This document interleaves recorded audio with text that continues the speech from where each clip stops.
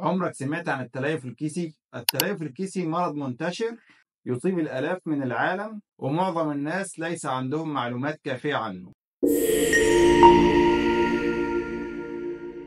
السلام عليكم. النهارده هنتكلم عن البيزكس او الاساسيات بتاعه التليف الكيسي او السيستيك فايبروزس. هنتكلم عن ايه هو السيستيك فايبروزس وبيجي لمين وايه هي الاعراض بتاعته وازاي بنشخصه وازاي بنعالجه. لو بتبحث عن معلومات ليك او لشخص بتحبه فان شاء الله نديك معلومات قيمة في هذا الفيديو.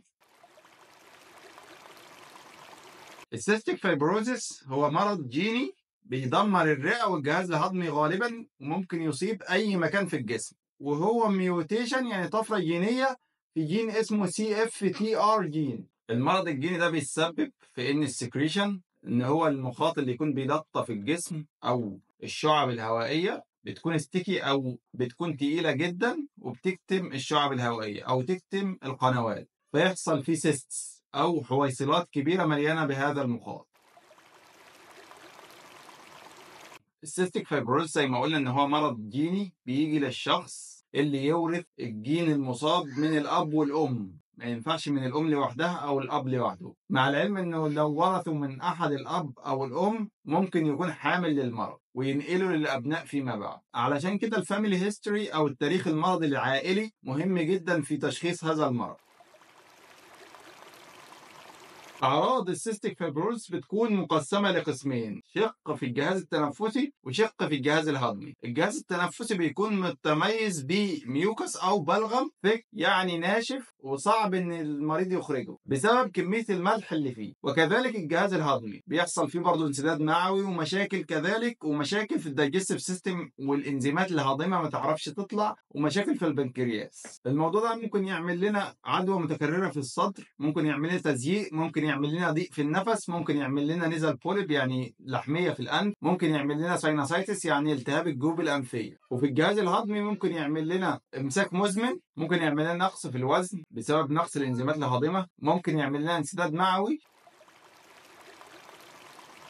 ممكن نعمل تحليل جيني عشان نشوف احتمالية وجود المرض ده في الشخص ولا لأ، وممكن نعمل حاجة اسمها كولورايد سويت تيست، يعني العرق فيه ملح قد إيه، وممكن نتابع المرض ببعض التحاليل زي تحاليل مزارع البكتيريا وتحليل وظائف النفس والإيمج، يعني الصور بتاعت الرئة زي الأشعة العادية والأشعة المقطعية.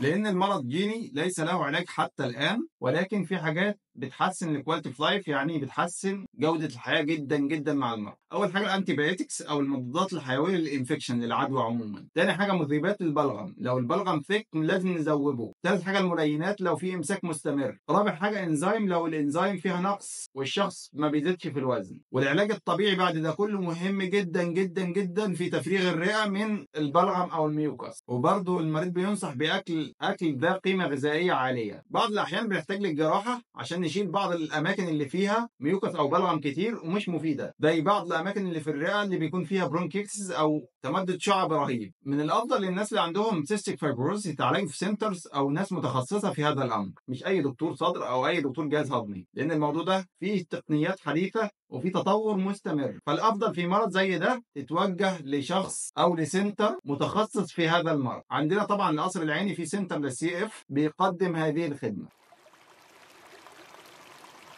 طبعا المرض ده مزعج جدا، مفيش مشكله الواحد يكون مكتئب او زعلان او تعبان، ولكن لابد ان هو يطلب الدعم من اللي حواليه، ولازم الاشخاص اللي يكونوا حوالين الشخص المريض بالسيستيك فايبروز يكونوا داعمين ليه ودائما في بارقه امل، ودائما بيذكروه ان الموضوع هيكون احسن والدنيا بتتحسن ومفيش مشكله، وفي ناس بتتعايش مع المرض ده عادي جدا. الدفعه المعنويه دي بتحسن مناعه الشخص وبتخليه اكثر قدره على التصدي لهذا المرض. السلام عليكم.